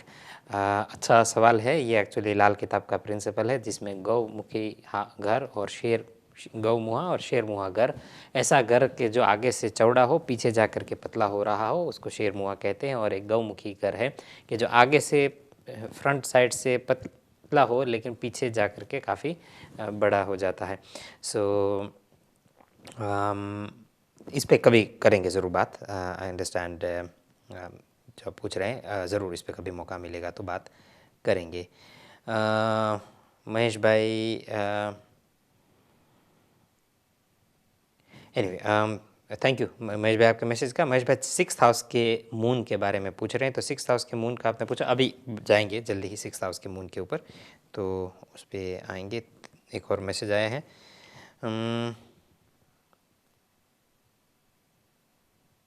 I think message हम बाद में पढ़ेंगे। Let us go on to topics, let us go on to the topic, and फिर हम messages पढ़ते जाएंगे आपके। तो 5वें घर में चंद्रमा होने के कारण जिनका चंद्रमा जिसकी भी कुंडली में 5वें घर में होता हो, तो वो समझ लीजिएगा कि उनको पब्लिक परफॉर्मेंस अच्छा लगता है, उन लोगों को कंपटीशन अच्छा लगता है। अगेन डिपेंड करेगा मून कैसा है। मान लीजिए मून पावरफुल हो तो ठीक है, मून वीक हो तो कंपटीशन से घबराएंगे, पब्लिक से घबराएंगे, पब्लिक परफॉर्मेंस, उनको नहीं जाना पब्लिक में सबके सामने। तो डिपेंड करेगा मून कैसा है। तो 5th हाउस में मून होना, तो ये एक तरह आर्टिस्ट होते हैं ये। फिर देन डिपेंड्स के कौन सा प्लानेट किधर पड़ा है, बाकी सारे उसके ऊपर। लेकिन 5वें घर में मून हो तो इंसान अच्छा आर्टिस्ट बन सकता है, अच्छा टीवी प्रेजेंटर बन सकता है, अच्छा स्पोर्ट्स में जा सकता है। लेकिन अगेन मान लीजिए एग्जाम्पल कि मिथुन लगन की कुंडली है और 5th हाउस में अगर मून है, टीम को कहेंगे कुंडली टीवी स्क्रीन पे दिखा दें। मिथुन लगन की कुंडली है, 5th हाउस में मून है तुला राशि का, एंड लेटर से वहाँ शुक्र भी पड़ा है, तो वो लोग बेसिकली 5वें घर में चंद्रमा होना, तो उनको दुनिया का अटेंशन या तारीफें बड़ी अच्छी लगती है, वाह वाही, उनको कहना चाहिए कि वाह क्या काम किया है। तो वो उसके लिए वो क्या करते हैं, वो डिपेंड करेगा कि 5वें घर में क्या पड़ा है। सो मिथुन लग्न में लेटर से 5वें घर में चंद्रमा हो और साथ ही शुक्र पड़ा हो, तो ये लोग अपना आर्ट वर्क या अपनी किसी चीज़ की खूबसूरती बढ़ाकर तारीफ लेते हैं, बेसिकली उसमें ये अच्छे होते हैं। तो अगेन फिर किसी और राशि का हो तो डिपेंड करेगा। फॉर एग्जांपल कन्या राशि का है और 5वें घर में चंद्रमा और साथ में 5वें घर का मालिक पड़ा है, तो वो कोई स्ट्रक्चर बना के खुशियाँ लोगों की लेना चाहेंगे। सो ऑल डिपेंड्स अपॉन कि कौन सा। बेसिक चीज़ ये है कि 5वें घर में चंद्रमा हो तो उनको अटेंशन अच्छा लगता है, उनको कंपटीशन अच्छा लगता है, पब्लिक में परफॉर्म करके जीतना उनको अच्छा लगता है, और उनको गेम्स खेलना बहुत अच्छा लगता है। फिर फिजिकल गेम हो, मेंटल गेम हो, डिपेंड करेगा कि कौन सा प्लानट कहाँ पर पड़ा है। सो इन सारी चीज़ों में उनको बहुत खुशियाँ मिलती है, और उनको उनकी एक्सपेक्टेशन अपने बच्चों से बहुत हाई होती है, ये याद रहे। उनको उनकी एक्सपेक्टेशन अपनी औलाद से बहुत हाई होती है, तो सारा कंफर्ट वो अपने बच्चों में ढूंढ रहे होते हैं। और 5वें घर में चंद्रमा हो तो प्लानिंग में बहुत होशियार होते हैं, क्योंकि पांचवा घर हमारा फ्यूचर है, ये याद रहे। फिर पांचवें घर में अगर सेकंड हाउस का मालिक भी पांचवें घर में चंद्रमा के साथ है और दोनों पावरफुल है, तो बहुत अच्छे पब्लिक स्पीकर बनते हैं, उनके फॉलोवर्स बहुत होते हैं, वो बात करते हैं, वो हज़ारों लोग सुनते हैं। तो डिपेंड करता है। देखिए, बात किस्मत की है ना, किस्मत की और हमारे एक्शंस की है। एक इंसान बोलता है तो उसको सुनने के लिए लोग मर रहे होते हैं कि कुछ बोले, कुछ गा ले। लता मंगेशकर, राहत फ़तेह अली खान, लोग बस उनका कॉन्सर्ट हो, लोग कहेंगे हम टिकट लेके जाए, उनको सुने कि वो क्या गा रहे हैं, क्या बोल रहे हैं, उनको बस सुनना है। कोई अच्छा कॉमेडियन है, स्टैंड अप कॉमेडी करता है, ठीक है, रसल पीटर लेटेस्ट से, तो लोग क्या करते हैं, उनके शो में पैसे दे करके उनको सुनने जाते हैं। तो उसकी वाणी में, उसके बोलने में कोई तो ताकत होगी। यहाँ घर वाले मुफ्त में भी हमारी बात सुनने को तैयार नहीं होते, कान बंद कर लेते, भाग जाते हैं। बीवी कुछ बोलती है, हस्बैंड कहता है अरे भाई बस क्या पता नहीं क्या लाने को बोलेगी, दौड़ो दूर। या हस्बैंड कुछ बोल रहा है, या बच्चे नहीं सुनते, अपनी ही औलाद अपनी बात नहीं सुन रही होती। तो कोई तो किस्मत है ना उनकी। एक वो है जिनको सुनने के लिए लोग पैसे दे करके अपना टाइम स्पेंड करने के बैठ कर जाते और वहाँ जाकर बैठते और कहते बस उनको सुनते। और एक अपनी ही औलाद बात नहीं सुन रही होती, वहाँ गैर भी सुन रहे हैं। तो कोई तो बात में, कोई तो उनकी ज़बान में तासीर होगी, कोई तो उनकी बात में कोई तो वज़न होता होगा कि लोग इतने तादाद में जा कर के सुनते हैं उनको। तो वो भी पांचवें घर से रिलेटेड है, ये बात याद रखें। पांचवा घर आपके फॉलोवर्स को दिखाता है, एंड हेंस पांचवें घर में चंद्रमा इस तरह के ट्रेट्स देता है। आइए देखते हैं लाल किताब क्या कहती है पांचवें घर के चंद्रमा के ऊपर, और फिर हम जो है बढ़ेंगे सिक्स्थ हाउस के मून के ऊपर। तो लाल किताब के का प्रिंसिपल फिफ्थ हाउस के मून के बारे में क्या कहता है। सो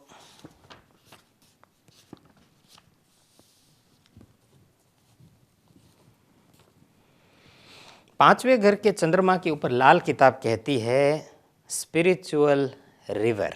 ओके, ये वर्ड यूज़ किया है, और माँ की ममता एक तरह। Follow good advice which is most auspicious, यानी अच्छी बातें सुनो basically. A gem of a person who knows not how to bend. Interesting, आगे पढ़ेंगे। Luck life in plenty but one is ill tempered. लेकिन उसके फिर कुछ क्लॉज दिए गए हैं। No smooth sailing in a river with water stranded. और उसके बाद और चीज़ें लिखी है। तो ये लाल किताब की शायराना अंदाज में या कविता के स्वरूप में, लाल किताब की भाषा में, कोड वर्ड में लाल किताब ने ये बातें कही है। सो बेसिकली लाल किताब पांचवें घर में चंद्रमा के ऊपर ये कहती है कि बंदा नेक है लेकिन थोड़ा ज़िद्दी है। ओके, थोड़ी फ्लेक्सिबिलिटी हेल्प करेगी, और अच्छी एडवाइस के लिए अपने कानों को खुला रखिए, गुस्सा काबू में रखिए, तो पांचवें घर का चंद्रमा बहुत अच्छा फल देगा, ये लाल किताब कहते हैं। आइए बढ़ते हैं छठे घर के चंद्रमा के ऊपर। तो अगर आपकी कुंडली में जब आप पैदा हुए तब अगर चंद्रमा छठे घर में था तो चंद्रमा क्या फल लेकर के आता है। छठा घर काहे का है?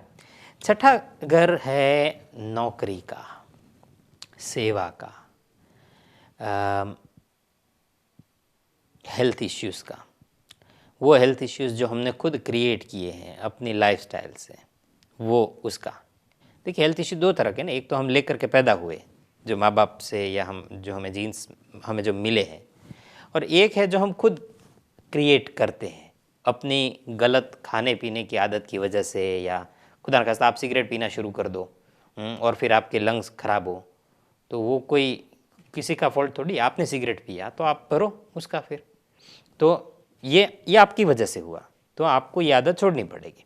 तो ये आदतें जो है छठा घर दिखा था, हमारा डेली रूटीन। आप हिलते ही नहीं है, घूमते फिरते ही नहीं, चलते फिरते ही नहीं है, सिर्फ खाते रहते हैं, सोफे पे बैठे रहते हैं या टीवी पे ऐसे चेयर पे बैठे रहते हैं, तो फिर वज़न बढ़ेगा और बढ़ता ही जाएगा, और फिर बढ़ता जाएगा वज़न, तो उसके साथ बढ़ते हुए वज़न के साथ बढ़ती हुई बीमारियाँ भी आएगी।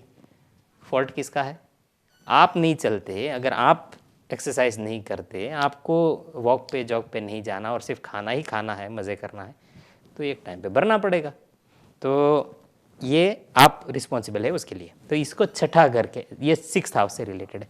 तो 6th हाउस डेली रूटीन का भी है, 6th हाउस नौकर का भी है, नौकरी का भी है, सेवा का है, ये सब कुछ छठे घर में आता है। तो याद रखिएगा, ये ऑफ ट्रैक है थोड़ी बात, लेकिन छठे घर में जो प्लैनेट आपकी कुंडली में चला जाए ना, आपको उसकी सेवा करनी है।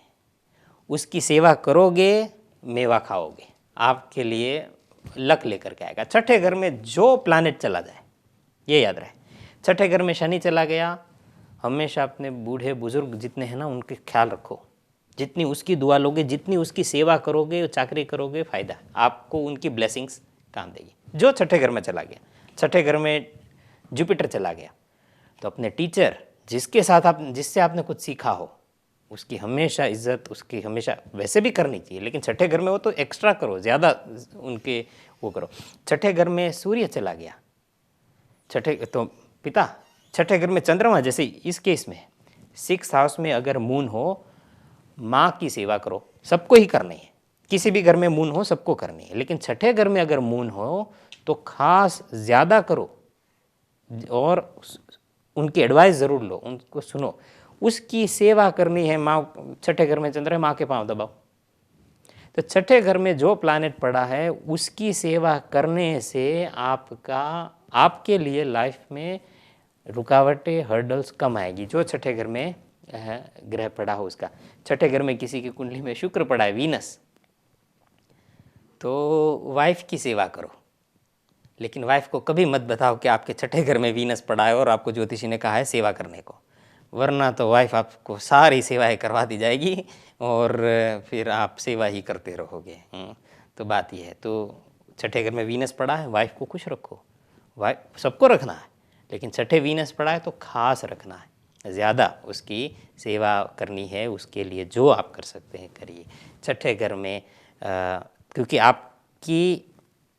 आपकी रुकावटें तभी दूर होगी जब छठे घर के प्लैनेट की आप सेवा करोगे। हमेशा याद रहे, ये मैंने बहुत देखा है।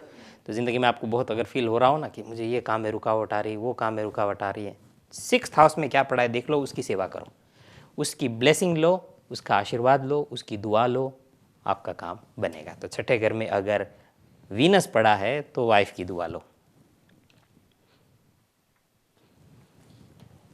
सबसे महंगी दुआ यही हो सकती है किसी के भी लिए, बट एनीवे, वाइफ या इवन हस्बैंड, या डिपेंड करेगा, बट एनीवे फिर कभी बात करेंगे इस पर। तो 6th हाउस में जब चंद्रमा पड़ा हो, जिसकी कुंडली में भी छठे घर में मून हो, उनको अच्छा लगता है, वो कह लीजिए वो केयरिंग नेचर के होते हैं। उनको सेवा करना अच्छा लगता है, या समहाव किस्मत ऐसा रंग लाती है कि ऐसा मोड़ किस्मत लाती है कि दे एंड अप उनको किसी की सेवा करनी पड़ती है। मैं इस छठे घर के चंद्रमा से याद आ रहा है, एक क्लाइंट है, लड़की, वो सालों से अपनी कुंडली मुझे पूछती है, उसके छठे घर में चंद्र है, मुझे टॉप ऑफ द हेड वो याद आ रही है। वो लड़की, उसके माँ बाप है, उसके दादा दादी भी हैं और नाना है आई थिंक उसके। वो लड़की सभी की सेवा करती है। उसके माँ बाप अपने 60s में है और नाना कहीं लेट 80s में आई थिंक, और दादा दादी भी उसी एज के हैं, मिड 80s लेट 80s में है। तो वो उन सब की सेवा करती है। उसकी जॉब तो शुरू है, अपना काम तो कर ही रही है, इसके अलावा वो सबको देखने जाएगी, मिलने जाएगी, और आज नहीं वो सालों से कर रही है। उनकी सेवा करती है, बहुत उनका ख्याल रखती है। तो उनको इस ज़माने में लोग अनफॉर्चुनेट है, बूढ़े माँ बाप को नहीं देखते, तो वो तो दादा दादी और नाना को देखने जाती है। माँ बाप का तो करती है जो करती है, दादा दादी और नाना को देखने जाती है, उसका भी सारा ख्याल उनके लिए, शॉपिंग से लेकर हर चीज़ वो खुद करती है। अपनी जॉब उसकी शुरू है, ये भी नहीं कि जॉब उसकी छोटी मोटी है, बहुत अच्छी खासी जॉब है उसकी, ओके। फिर भी ये सब कुछ करती है। और उसका चंद्रमा छठे घर में, मुझे याद है टॉप ऑफ दैट। तो दुनिया में ऐसे भी लोग हैं। तो छठे घर में अगर चंद्रमा हो तो वो लोग सेवा में मानते हैं, उनको दूसरों की सेवा, दूसरों की हेल्प करने में बहुत ही अच्छा लगता है, ये याद रहे। लेकिन फिर छठे घर में जब चंद्रमा हो ना, तो थोड़ा डिस्कम्फर्ट माँ से मिल सकता है। इनको बचपन में ये लगता है कि मेरी माँ मेरी दुश्मन है। जिस बच्चे का छठे घर में चंद्रमा हो ना, उनको लगता है मेरी माँ मेरी दुश्मन है। शुरू में ऐसा लगता है, फिर अगेन बहुत सारे प्लानेटरी प्लेसमेंट और है, उसको कंसिडर करना पड़ता है, फिर पता चले।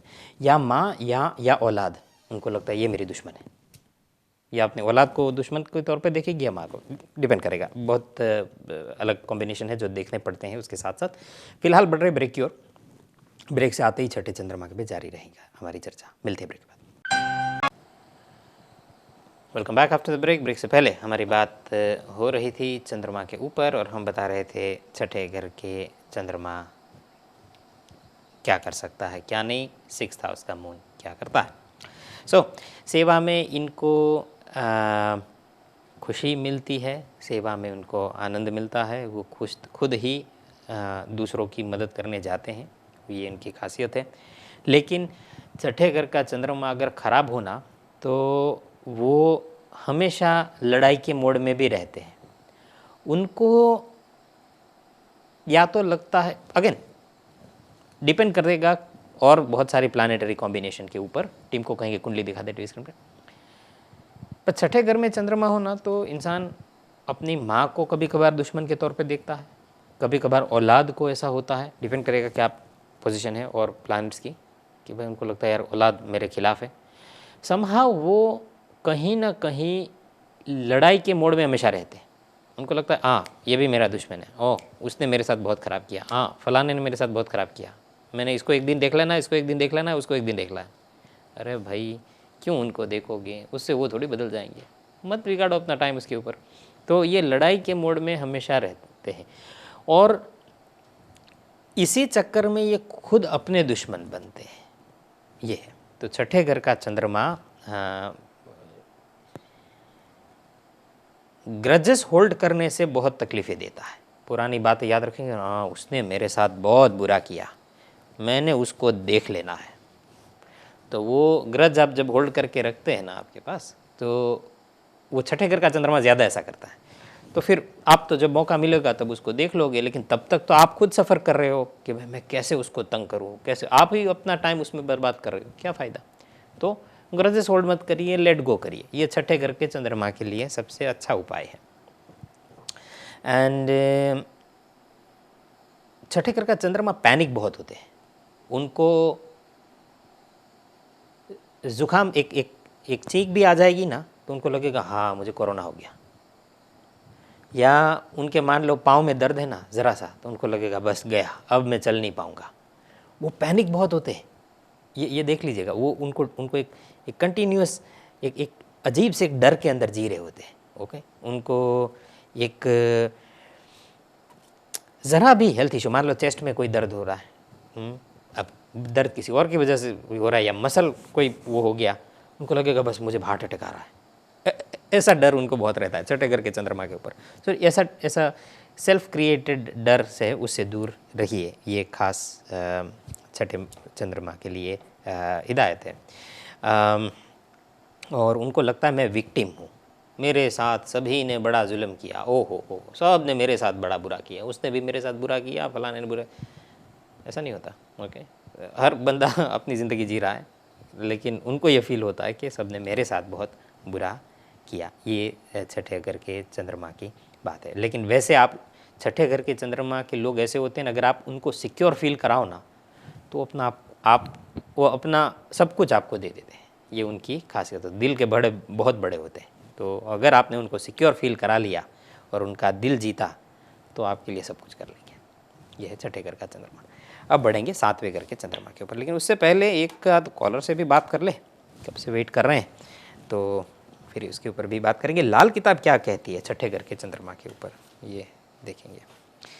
तो लाल किताब कहती है deceptive position and sour water. One gets from the world only what one gives. Okay. Basically जैसे करनी वैसे भरनी। तो इसी बात से मुझे आई थिंक गुरु ग्रंथ साहब का ही एक वाक्य है, हर मज़हब यही कहता है, लेकिन गुरु ग्रंथ साहब का ही एक, अगर गलती नहीं हो रही तो गुरु ग्रंथ साहब का ये वाक्य है कि इसमें कि ये कर्म की खेती अजीब है, जो बोते हो वही निकलता है। तो बड़ी शायराना अंदाज में, बड़े कविता के अंदाज में गुरु ग्रंथ साहब ने ये एक छोटी सी सेंटेंस के अंदर सारी बात कह दी कि ये कर्म की खेती अजीब है, जो आप बोते हो वही आपको मिलता है। Excuse me. फिर इसमें मर्क्यूरी की और बातें लिखी, हम वो नहीं पढ़ेंगे। इसमें और आगे लिखा है adversity caused by house number 6 brings 1 to 0।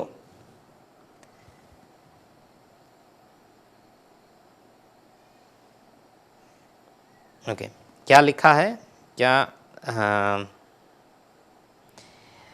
लिखा है इसमें, फिर रिपीट करता चलो। लाल किताब के वर्ड्स है adversity caused by house number 6 brings 1 to 0। तो छठे घर में आपका जो प्लैनेट पड़ा हो उसके साथ दुश्मनी करोगे, उसको तंग करोगे, उसकी बद्दुआ लोगे तो बुरी तरह ज़िंदगी में मार खाओगे। ओके, तो आप एकदम ख़त्म हो जाओगे। उनसे लड़ाई मत करिएगा, किसी से ज़रूरत नहीं है करने की, लेकिन छठे घर में कोई प्लैनेट पड़ा हो तो समझ लीजिएगा कि उससे ज़रा भी दुश्मनी नहीं करनी। फॉर एग्ज़ाम्पल, किसी की कुंडली में छठे घर में सूर्य है, सरकार के साथ मत लड़ो, गवर्नमेंट के साथ केस कबाड़े मत करो, बर्बाद होगे, मार खाओगे। बाप के साथ मत लड़ो, बाप के साथ लड़ोगे सब खत्म हो जाएगा। छठे घर में चंद्रमा है, माँ के साथ लड़ाई मत करो, माँ से लड़ोगे सब रुपया पैसा स्टेटस सब जाएगा, खाली हो करके फिनिश हो जाओगे एक दिन, ठन ठन गोपाल, हाथ में कुछ नहीं रहेगा। इसी तरह छठे घर में शुक्र है आदमी की कुंडली में, तो औरत से लड़ो मत, चाहे औरत किसी भी फॉर्म में हो, बीवी है, पड़ोसी है, कलीग है, दोस्त है, औरत के साथ दुश्मनी मत करो, औरत को ऑफेंड मत करो, किसी औरत की बद्दुआ मत लो, वरना बुरी तरह ज़िंदगी में मार खाओगे। और बीवी की तो बिल्कुल ही मत लो, क्योंकि छठे घर में शुक्र है। तो छठे घर में शुक्र जो प्लैनेट है उसकी सेवा करनी पड़ती है। तो रांझ भाई आपका मैसेज मिला, मैं बता रहा था अभी कि छठे घर में जिस आदमी के वीनस पड़ा हो उसको अपनी बीवी की सेवा करनी चाहिए, लेकिन बीवी को मत बताना कि छठे घर में शुक्र पड़ा है, वरना बीवी समझ जाएगी, वो तो कहता है बस सब तो ये आ गया हाथ में। तो रांझ भाई का मैसेज आया कि उनकी भाभी प्रोग्राम देख रही है और उनकी भाभी एस्ट्रोलॉजी पढ़ती होगी और उनकी भाभी को पता है कि उनके हस्बैंड की कुंडली में ये, लेकिन मतलब कि जो भाई साहब हमें टेक्स्ट कर रहे हैं उनके भाई की कुंडली में वीनस छठे घर में है, तो और उनकी बीवी प्रोग्राम देख रही है। सो आई डोंट नो क्या होगा उनके साथ अब, लेकिन my thoughts my prayers are with your brother. मैं दुआ करता हूँ कि वो ठीक रहे, सलामत रहे। बढ़ेंगे कॉलर की ओर, फिर 7वें घर के चंद्रमा की बात करेंगे। हेलो हेलो हेलो, हाँ जी, मैं डेट ऑफ बर्थ दी थी तो मैं हाँ जी, आपने डेट ऑफ बर्थ दी है हमें दरमियान ब्रेक के 23 सितंबर 1970, 23 सितंबर 1970, कपूरथला हाँ जी, पंजाब भारत का आपका जन्म है। सुबह 5:30 बजे आप पैदा हुई हाँ जी, और आपने मकान का पूछना है और आप ये कह रही कि मकान आप और आपके हस्बैंड दोनों लेंगे। हाँ जी, जा हस्बैंड या मैं तो मेरे बच्चे फिर कैसे हैं? नहीं बहन जी, वो जॉब सारा है? कुछ नहीं देखा जा सकता। आप नहीं मुझे बताइए कि किसके नाम लेने वाली है, तो मैं उसकी कुंडली देख सकता हूँ। एक आपने कहा आपके नाम होगा मकान और हस्बैंड का नाम साथ जॉइंट होगा, क्या होगा? हाँ जी, फैमिली नहीं लेना। हाँ, मैं हस्बैंड बच्चे हैं, 4 हैं। तो 4 लोगों का नाम मॉर्गेज में होगा बहन जी? नहीं, मेरे हस्बैंड का ही होगा वैसे। मूव हैगा जो घर मूव करन दे। हस्बैंड की डिटेल दीजिए प्लीज़। हस्बैंड बच्चे के हस्बैंड की डिटेल दीजिए प्लीज़। उनकी है 29/4/64। 29th of April 64। हाँ जी, तो एच से नाम स्टार्ट होता है। लंदन का जन्म है ते टाइम नहीं पता। टाइम नहीं पता? नहीं। क्या बात है, कहीं से मिल नहीं सकता टाइम? हाँ जी, कहीं से टाइम मिल नहीं सकता? नहीं किसी को नहीं पता। किसी को नहीं पता? कहते याद नहीं। किसको याद नहीं, आपके हस्बैंड को कि घर वालों को? घर वालों से पूछा सी, वो कहते याद नहीं अभी। अच्छा, आपका कपूरथला का जन्म है फिर भी आपके पास टाइम है, और आपके हस्बैंड का लंदन का जन्म है फिर भी टाइम नहीं है, ये कमाल हो गया ना। इंटरेस्टिंग। मुझे फिर से हस्बैंड की डिटेल एक बार बोलेंगी? 29/4/64।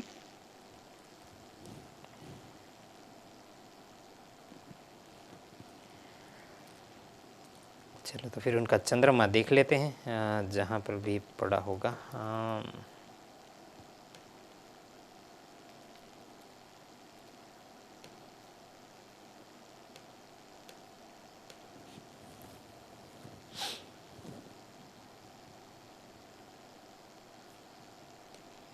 अच्छा, आपने पूछना है मकान के बारे में, क्या होगा, नया मकान आप लेना चाह रहे हैं, मकान का हो नहीं रहा, कुंडली क्या कहती है क्या नहीं। मिलेगा। वैसे एक बात है बहन जी, आपकी जो अपनी कुंडली है, हाँ जी। आपकी अपनी कुंडली में लिखा है कि आप कम से कम 3 मकानों की मालकिन बनोगी। अभी तो एक के लिए तरस रहे। तो वही तो काम ज्योतिषी का है ना बहन जी, आपके पास 3 हो और फिर मैं कहूँ तो क्या फ़ायदा। जब आप एक के लिए भी तरस रही हो और तब मैं कहूँ 3 है और फिर 3 हो, तो मज़ा प्रेडिक्शन का तो तभी है ना। तो आपकी कुंडली में कम से कम, जैसे आपके पंजाबी में कहते हैं, कट तो कट थोड़े कोल 3 मकान हो गए, जिस तरह दा थोड़ा मंगल पिया, मैनू लगदा थोड़े कोल एटलीस्ट 3 मकान हो गए, ये कुंडली कहती। अभी तो बहुत छोटा, तंगी बहुत। अभी मिलेगा, थोड़ा बड़ा लेना चाहते, कब तक है?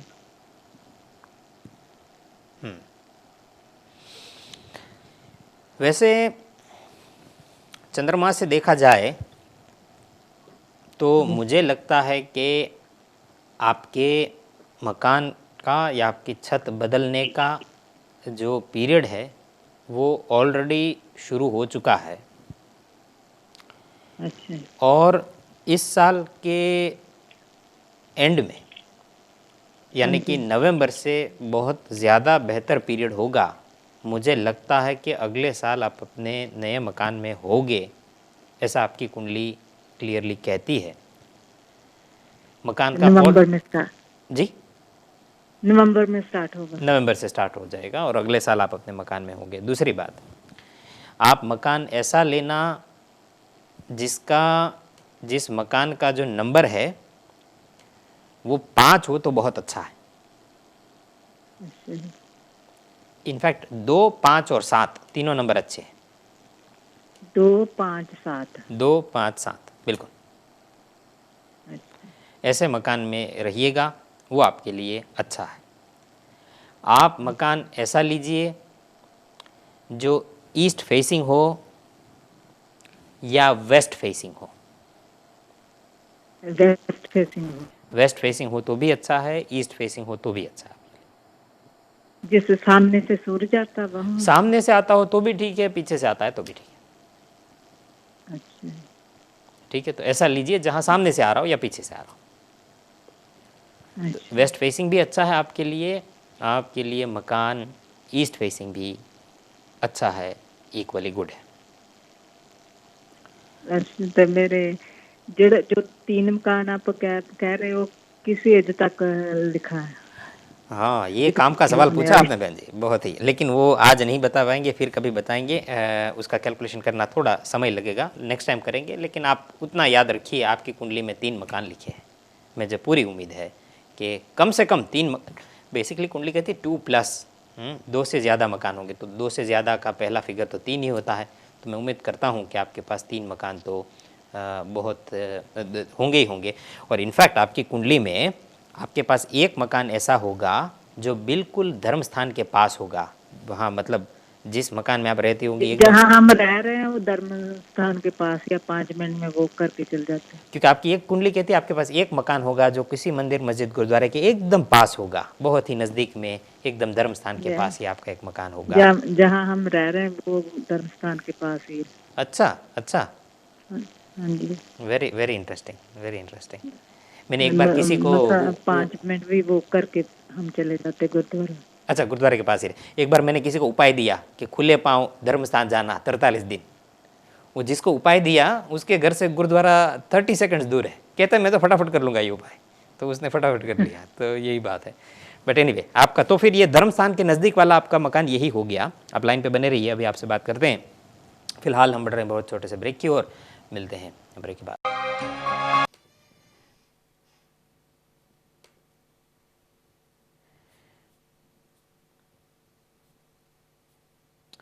Welcome back after the break से पहले हमारी बात हो रही थी कॉलर के साथ, उनसे हमारी बात जारी रहेगी और फिर 7 बजे करके चंद्रमा के ऊपर बात करेंगे। Hello hello, hello. हाँ बहन जी, आप जिस घर में करंटली रह रही है उसका नंबर क्या है? 3। इंटरेस्टिंग।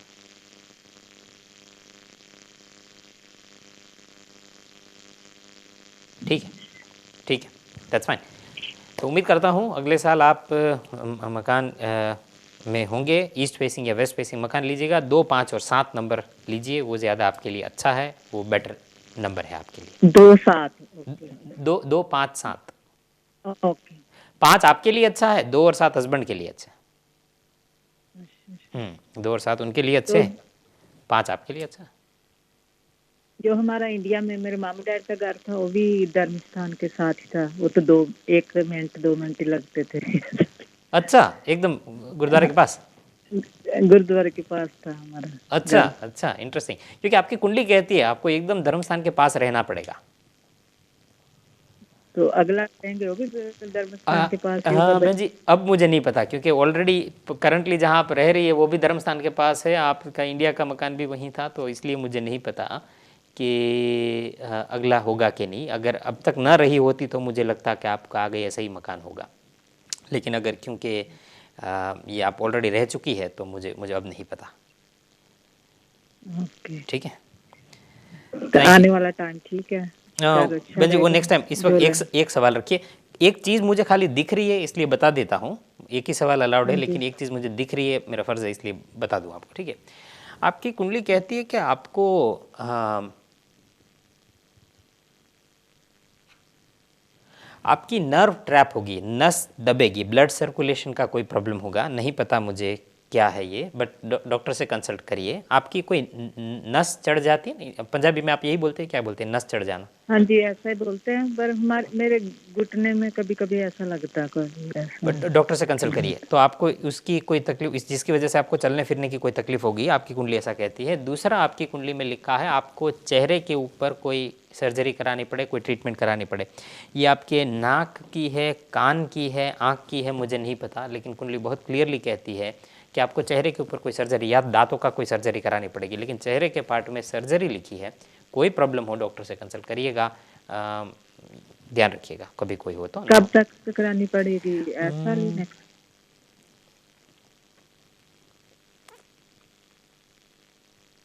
अभी सितंबर से पीरियड शुरू होगा, 1.5 साल के अंदर अंदर आपको करानी पड़ेगी, कुछ ना कुछ ट्रीटमेंट है। समझ नहीं आ रही क्या है? बट सितंबर से मेरा पीरियड शुरू होगा। कान कान का लगता, कान है भी, कभी रात को शार्प पेन होती है फिर स्टॉप हो जाता। ऐसा डॉक्टर बोलता आपको हो जाते एक साइड को, तो इसलिए हो रहा, पूछा था डॉक्टर से। ठीक है, चेक करा लेना कभी कोई तकलीफ हो तो। ओके। ठीक है, कोई थैंक यू। उपाय है? उपाय के लिए मैं आपको बुध का उपाय कहूँगा। आपको ऐसी लड़की कि जिसके माँ बाप न हो या उसके डैड न हो, ऐसी लड़की को परवरिश का खर्चा, उसके पढ़ाने लिखाने का खर्च, बड़ी हो जाए तो उसकी शादी करा दीजिए। किसी की बेटी की शादी, उसकी परवरिश, ये उपाय आपको करना होगा, बहुत ज़रूरी उपाय है, करिए। और बुध में रश है। हाँ, और एक उपाय और है, आप जब नए मकान में जाओ तब आप मकान में फ़िश रखना, मच्छी का टैंक, फ़िश टैंक रखना। ओके। ठीक है, okay, thank you so much thank calling, you. You most welcome, thank bye. You. ये थे हमारे कॉलर जिन्होंने पूछा अपने मकान के बारे में।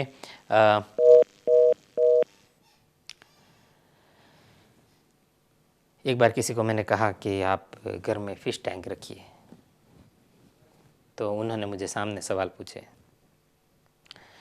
उन्होंने पूछा कि कितनी फ़िश होनी चाहिए, एक। दूसरा सवाल था फ़िश कौन से कलर की होनी चाहिए। इन लोगों को तो जो ऐसे सवाल पूछते हैं उनको तो उपाय देते हुए भी मुझे घबराहट होती है कि पता नहीं क्या सवाल पूछ लेंगे। एक बार किसी को मैंने पूछा कि एक उपाय दिया कि 43 दिन, लाल किताब का उपाय है 12वें घर में मंगल हो तो 43 डेज़ आप सुबह उठो तो थोड़ा सा हनी चखना चाहिए। 43 डेज़ लगातार जब उठो सबसे पहला हनी चख लो, ये उपाय। तो ये मैंने किसी को दिया कि भाई आपके 12वें मंगल है तो आप 43 डेज़ लगातार सुबह उठते ही पहली चीज़ हनी चखना है। कहते ठीक है। थोड़ी देर बाद उनका फ़ोन आया, इमरान जी वो आपने हनी का उपाय बताया था, तो वो हनी जो है वो उंगल से चटना है कि चम्मच से चटना है। ये सवाल, ये कितने क्रिएटिव लोग हैं दुनिया में, ये देखिए। मैंने उनको कहा कि अभी मैं कहूँगा कि उंगल से चटना है तो आप मुझे ये पूछेंगे कि कौन सी उंगल से, अंगूठे से, पहली उंगली से, मिडिल फिंगर से, इससे, कौन सी उंगल से चटना है, और इस हाथ की उंगल से या इस हाथ की उंगल से। अगर मैंने उंगल कहा तो आपके ये सवाल होंगे।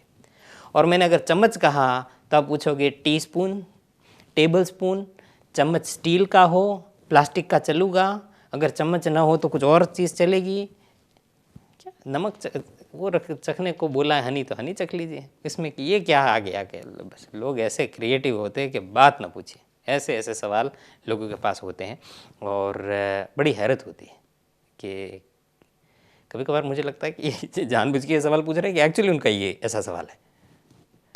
बट एनीवे फिर कभी उस पर बात करेंगे। एनीवे प्रोग्राम का टाइम ख़त्म हो रहा है, जल्दी से 7वें घर के चंद्रमा को देख लेते हैं हमारी नोट्स में क्या लिखा है। और जो 7वें घर का चंद्रमा है वो लाल किताब क्या कहती है। तो टीम को कहेंगे कुंडली टीवी स्क्रीन पर दिखा दे प्लीज़। मैं एंड में आपको ईमेल एड्रेस दे दूंगा, तो आप वो ईमेल एड्रेस पे हमें जो इन्फॉर्मेशन हमने मांगी है वो आप हमें भेज दीजिएगा प्लीज़। एनीवे तो 7वें घर में अगर चंद्रमा हो, 7वां घर का है 7वां घर मार्केट प्लेस है, ये आप है, ये पूरी दुनिया है। तो 7वें घर में अगर चंद्रमा हो तो सभी दुनिया को ले करके चलने वाले होते हैं। अच्छा, 7वां घर मार्केट है, ओके, वो मार्केट जहाँ पर अभी तो खैर सब कुछ ऑनलाइन मिलने लगा है। पुराने ज़माने में आपको पता है मंडी, सब्ज़ी मंडी होती थी, उसमें सब, हम अब इंडिया में जाता हूँ अपने गांव में तो आज भी चिल्ला चिल्ला के वो सब्ज़ी मंडी में सुबह जाते हैं तो आवाज़ देते हैं 20 ना किलो, 20 ना किलो, मतलब बटेटा आलू होते हैं ना, कोई प्याज का भाव लगा रहा है 10 नहीं किलो, 10 नहीं किलो, ज़ोर ज़ोर से वो चिल्ला रहे होते हैं। आप जाते हैं ना मंडी में, पाकिस्तान में भी आप श्योर ऐसे ही होता होगा, कोई चिल्ला चिल्ला के भाव। यहाँ पर भी एक भाई साहब थे, अभी तो पाकिस्तान चले गए मुझे लगता है, 1 पाउंड फ़िश मार्केट में, फ़िश मार्केट में ईस्ट लंदन में कहीं पे चिल्ला रहे थे भाई साहब। उनका फिर एक गाना भी आया था। तो वो है मार्केट प्लेस। तो 7वां घर, ओके, तो एक्चुअली 11th और 7th दोनों मार्केट के लिए गिना जाएगा। तो क्योंकि चंद्रमा 7वें घर में, एक्चुअली ये जो मार्केट जिसकी मैं बात कर रहा हूँ it's more of an 11th house, जो बोल बोल की मार्केट हो, ये है वो मार्केट प्लेस जहाँ पर अग्रीमेंट्स होते हो, शांति से बातें होती है, वो ये वाला है। तो 7th हाउस का चंद्रमा, they are good negotiators, bargain करने में बहुत होशियार, नेगोशिएट करने में बहुत होशियार, और सामने वाले को कन्विंस करने में होशियार। सातवें घर का चंद्रमा नेगोशिएशंस, बारगेनिंग में बहुत अकल, बहुत समझ देता है और अग्रीमेंट्स में बहुत ज़्यादा नेचुरल वो उनको अच्छा लगता है। प्लस ये नेटवर्किंग में बहुत होशियार होते हैं, ये पार्टनरशिप के बिजनेस में बहुत होशियार होते हैं। ये काम पार्टनरशिप में करते हैं और 2 पार्टनर के साथ करते हैं, 3 पार्टनर के साथ करते हैं। या तो एक ही बिजनेस होता है जिसमें 3-4 पार्टनर होते हैं, या फिर 2-3 डिफरेंट बिजनेस होते हैं, सब में एक एक के साथ इनकी पार्टनरशिप होती है। तो समहाउ ये पार्टनरशिप में, नेगोशिएशन में, उस मामले में टर्म्स एंड कंडीशन सेट करने में बहुत होशियार होते हैं। 7th हाउस का चंद्रमा फेयरनेस भी बहुत दिखाता है, ये दिखाता है। लेकिन 7th हाउस का चंद्रमा अगेन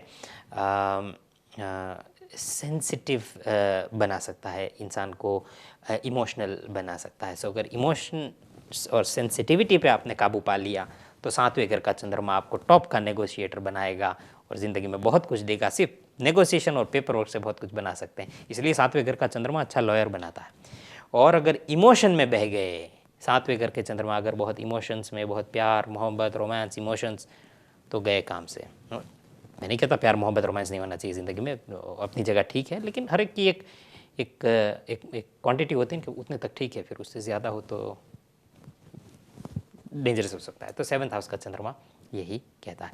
नॉर्मली 7th हाउस का चंद्रमा हो तो इन लोगों की ज़िंदगी में प्रोग्रेस होती है, ये बहुत लाइफ में तरक्की करते हैं शादी के बाद। लड़की है तो ससुराल में जाती है तो बहुत उस ससुराल का भला होता है। लड़का है, शादी कर ली, बीवी के आने के बाद काम बहुत फैल जाता है। तो शादी के बाद इनकी किस्मत इनकी बेसिकली किस्मत पार्टनरशिप में जागती है। तो शादी वाली या बिजनेस, काम का बिजनेस की पार्टनरशिप, किसी भी तरह की पार्टनरशिप में इनका लक अच्छा है। नॉर्मली शादी के बाद लक अच्छा मिलता है। बेसिकली ये डील मेकर होते हैं चंद्रमा 7वां घर में जब हो तब। अपनी माँ से बहुत अटैच्ड होते हैं। ओके, ये है। बट एनीवे फिर कभी और चर्चा करेंगे। लाल किताब क्या कहती है 7वें घर के चंद्रमा के ऊपर, वो पढ़ के ईमेल एड्रेस दे करके प्रोग्राम को करते हैं ख़त्म। लाल किताब कहती है मदर ऑफ चिल्ड्रन, री incarnation of goddess of wealth, मतलब लक्ष्मी का अवतार 7वें घर के चंद्रमा को बोला गया है। इस चंद्रमा को लक्ष्मी का अवतार लाल किताब ने बोला है। Family grows fast and bank balance grows by earnings, मतलब शादी करो, फैमिली बनाओ, बच्चे पैदा करें 7वें घर के चंद्रमा वाले, तो पैसा उनका बढ़ता है। तो अगर चंद्रमा आपके 7वें घर में है तो ये कभी मत सोचिएगा कि यार मेरे पास तो पैसा नहीं है, शादी करूंगा क्या करूंगा, बीवी को कैसे रखूंगा, ये वो, शादी का पैसा नहीं है। लड़की ढूंढो जो आपके पैसे के पीछे ना हो, शादी करो, अपने आप हर चीज़ हो जाएगी। To start with not wealthy, not large family, शुरुआत में बहुत बड़ी फैमिली शायद ना हो उनकी, बहुत पैसा भी ना हो, लेकिन शादी करने के बाद परिवार ज़्यादा बढ़ता है, पैसा भी बढ़ता है। मून अलोन इज री incarnation of goddess of wealth, अगर 7वें घर में चंद्रमा अकेला पड़ा हो तो लक्ष्मी का अवतार माना गया है, ये लाल किताब कहती है।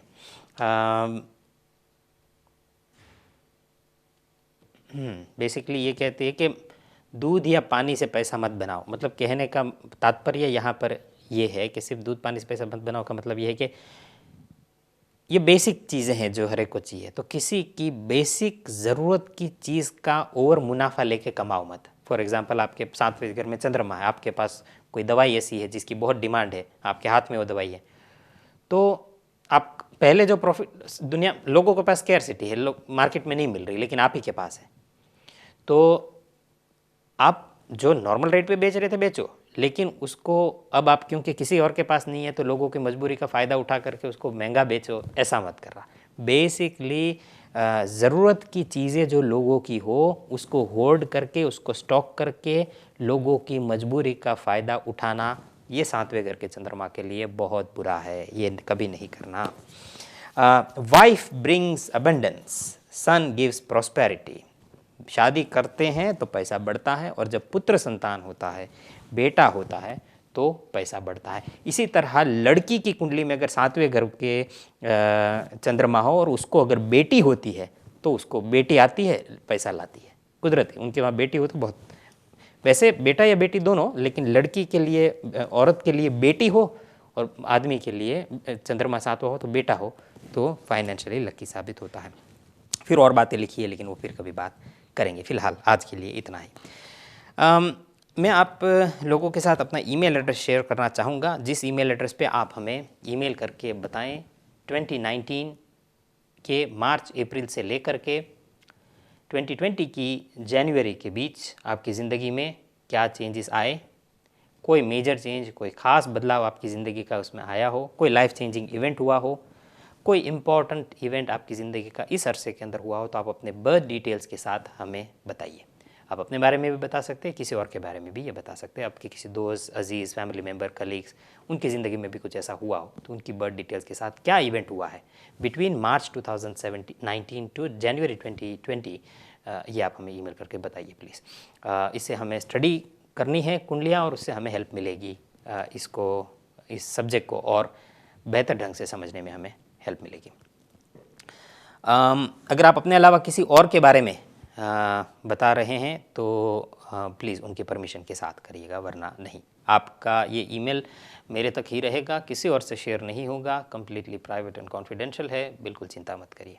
मेरा ईमेल एड्रेस है astroimran1@gmail.com। So astro as in ASTRO, astro, फिर इमरान IMRAN, और उसके बाद न्यूमरिक कैरेक्टर है 1, ONE 1 नहीं, ऐसा वाला 1। सो astroimran1@gmail.com, इस ईमेल एड्रेस के ऊपर आप हमें ईमेल कर सकते हैं। कोई और फीडबैक देना चाहे तो भी दे सकते हैं। और प्लीज़ बताइए, अगले महीने से, मे बी इस महीने के एंड में या अगले महीने से हम 2 शो करेंगे, अभी एक कर रहे हैं। कौन से दिन आप चाहते हैं दूसरा शो हो? मंडे तो है ही है, दूसरा शो ट्यूसडे चाहते हैं या फ्राइडे, ये भी प्लीज़ हमें बताइए। जो आप लोग कहेंगे उस हिसाब से फिर हम डिसीजन बनाएंगे कि कौन से दिन करना है। बहुत बहुत शुक्रिया जिन्होंने कॉल किया, जिनकी कॉल नहीं ले पाए माफ़ी चाहते, प्रोग्राम को खत्म करना होगा। 0203488788 आपकी सेवा में नंबर खुला है, अगले 1 घंटे तक खुला रहेगा। अगर आप ऑफ द ईयर अपनी कुंडली पूछना चाहते हैं तो इस नंबर के ऊपर कॉल कर सकते हैं। हमारी टीम आपसे बात करेगी और बता देगी आपको किस तरह आप हमसे ऑफ एयर बात कर सकते हैं। मैंने कोई भी बात यहाँ कह दी और बिल्कुल गलत हो तो मेरी जिम्मेदारी है, और कोई भी बात मैंने कह दी और बिल्कुल सही हो, एक्यूरेट हो, तो उसका क्रेडिट हमारे टीचर को जाता है जिन्होंने हमें सिखाया, उनको जाता है जिन्होंने इस पर किताबें लिखी, रिसर्च किया, सॉफ्टवेयर बनाए, और आप लोगों को जाता है। अगर आप फ़ोन करके कुंडलियाँ ना पूछते तो हमें कभी कोई चीज़ समझ नहीं आती। तो बहुत बहुत शुक्रिया आप लोगों के कॉल करने का। ये बात याद रहे कि दुनिया में कोई इंसान आपके दुख, तकलीफ, परेशानियां दूर नहीं कर सकता, कम से कम मैं तो बिल्कुल ही नहीं कर सकता। मुलाकात जो आपसे मेरी होगी दोपहर को 12 बजे मंडे के दिन होगी, अगले वीनस टीवी पर। मंडे तक के लिए दीजिए इजाज़त, बाय।